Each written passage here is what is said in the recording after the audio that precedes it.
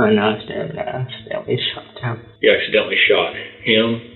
Well, 16-year-old Gavin Smith was having a really rough time in 2020. There was a lot of tension with his mom, 39-year-old Risa Saunders. Also, he had some tension with his stepdad, Dan Long, who was 37 years old. Now, he also lived with his two younger half-brothers, a 12-year-old named Gage and a 3-year-old named Jameson. Now, as I was saying, for Gavin, he had some big issues with his parents. Now, one big issue was that his mom, Risa, did not approve of his girlfriend. He was dating 17-year-old Rebecca Walker, and Gavin and Rebecca had started dating at the end of March 2020, which that is like right when peak COVID started, right? And whether it was because of COVID or something else, Risa just did not like Gavin and Rebecca spending any time together. So much so that she apparently forbid him from contacting her. So in addition to his relationship issues, Gavin was also very unhappy with his home situation. He ran away multiple times. However, he was always found by the police and he was always returned to his family. So he was dealing with his anger and his resentment about everything that was going on at home and just trying to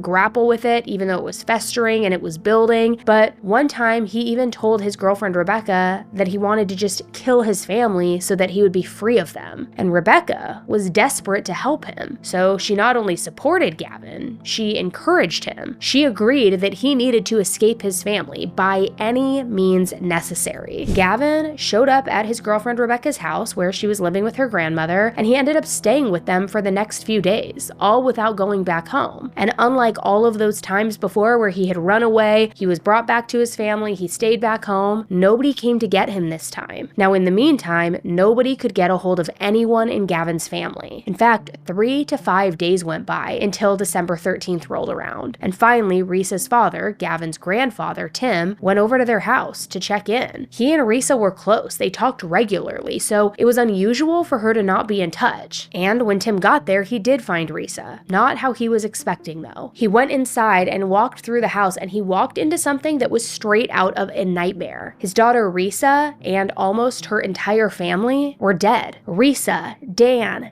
Gage, even 3-year-old little Jameson. Everyone was dead. That is except for Gavin, who was nowhere to be found. Now, all of them had been shot to death. So right away, Tim went to the neighbor's house and was asking for help, just reeling, oh my God, call the police, help me, what do I do? Now, at this point, it was a little before noon. So the neighbor called 911 immediately, and of course, the police rushed to the scene and arrived. And when they did, right away, they confirmed that Risa, Dan, Gage, and Jameson were all beyond saving. In fact, they had been dead for almost 4 days at this point.